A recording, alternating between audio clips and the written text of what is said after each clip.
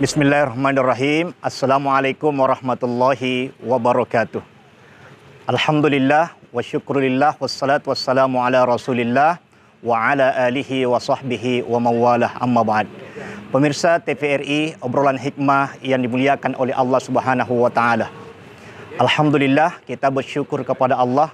Kita sudah berada di hari yang ke-25 bulan suci Ramadan.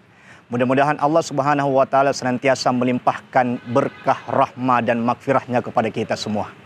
Pada kesempatan yang berbahagia ini, saya ingin menjelaskan tentang doa yang diajarkan oleh baginda Rasulullah sallallahu alaihi wasallam di malam-malam turunnya Lailatul Qadar atau di 10 malam terakhir.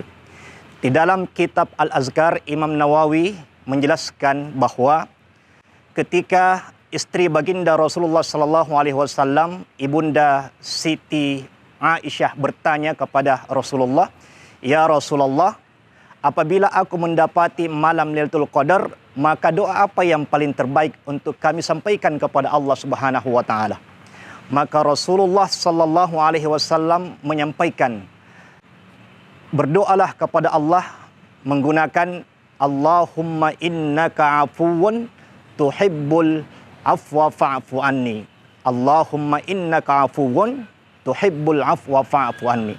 Ya Allah, innaka afuwun, sesungguhnya Engkau Maha Pengampun, Maha Pemaaf, dan Engkau mencintai orang yang meminta ampun, maka ampunilah kami. Inilah yang seharusnya kita baca setiap malam di bulan suci Ramadan. Oleh karena itu, di masjid-masjid kita antara tarwih dengan tarwih berikutnya, biasanya ada muballaghah yang menyampaikan atau membaca doa ini. Allahumma innaka afuwun tuhibbul afwa fa'fu anna. Allahumma innaka afuwun karim tuhibbul afwa fa'fu anna ya rahim. Tujuannya adalah agar Allah ampuni dosa kita di bulan suci Ramadan. Di bulan Ramadan kita banyak melakukan berbagai macam kelalaian. Maka paling tidak Allah Subhanahu wa taala ampuni dosa-dosa kita. Di dalam Al-Quran, Allah Subhanahu wa taala memberikan informasi bagaimana keutamaan orang yang selalu meminta ampun kepada Allah.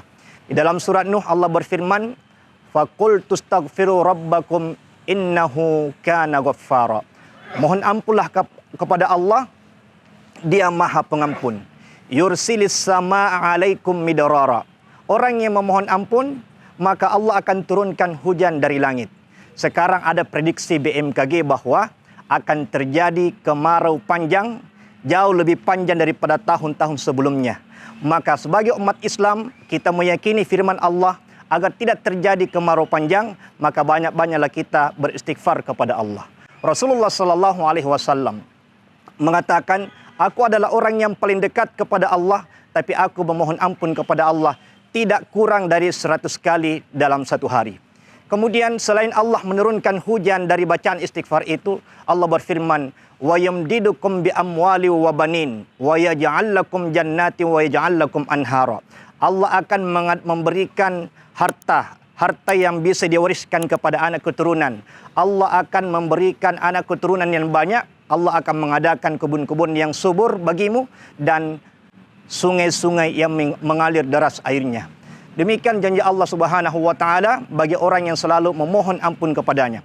Dalam sebuah kisah, seorang tabi'in bernama Imam Hasan Al-Basri.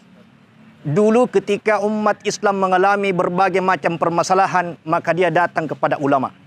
Orang pertama datang kepada Imam Hasan Al-Basri, "Wahai Imam Hasan Al-Basri, aku ini adalah orang yang sudah lama menikah, tetapi belum juga dikarunia anak keturunan.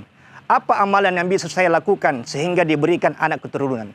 Maka Imam Hasan Al-Basri menjawab, "Banyak-banyaklah beristighfar."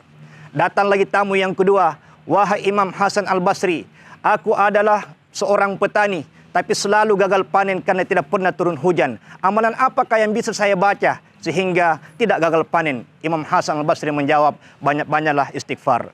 Datang lagi tamu yang ketiga. Wahai Imam Hasan Al-Basri, aku ini pekerja keras, tetapi hidupku selalu biasa-biasa saja, selalu serba kekurangan. Amalan apa yang bisa saya baca sehingga tidak kekurangan? Imam Hasan Al-Basri menjawab, banyak-banyaklah istighfar. Akhirnya ketiga orang ini tidak puas dengan jawaban Imam Hasan Al-Basri, lalu kemudian bertanya kembali, wahai Imam Hasan Al-Basri, kenapa dari 3 pertanyaan yang berbeda, tapi jawabannya hanya satu? Imam Hasan Al-Basri membaca surat Nuh ayat 10-12. Faqultu astaghfiru rabbakum innahu kana ghaffara yursilis samaa'a 'alaikum midrara wa yumdidukum bi amwali wa banin wa yaj'al lakum jannati wa yaj'al lakum anhara. 3 jaminan Allah, 4 jaminan Allah. Pertama, diturunkan hujan bagi orang yang istighfar, diberikan harta yang banyak, diberikan anak keturunan, diadakan kebun-kebun yang subur baginya dan sungai-sungai yang mengalir deras airnya. Janji Allah Subhanahu wa taala sekalipun tidak akan pernah meleset dari janji-janjinya. Demikian, semoga bermanfaat di bulan yang mulia ini, bulan suci Ramadan. Saya Ustaz Muhammad Adam Rahman. Jangan lupa like, share di obrolan hikmah TVRI Sulawesi Selatan. Billahi fisabil haq fastabiqul khairat. Wassalamualaikum warahmatullahi wabarakatuh.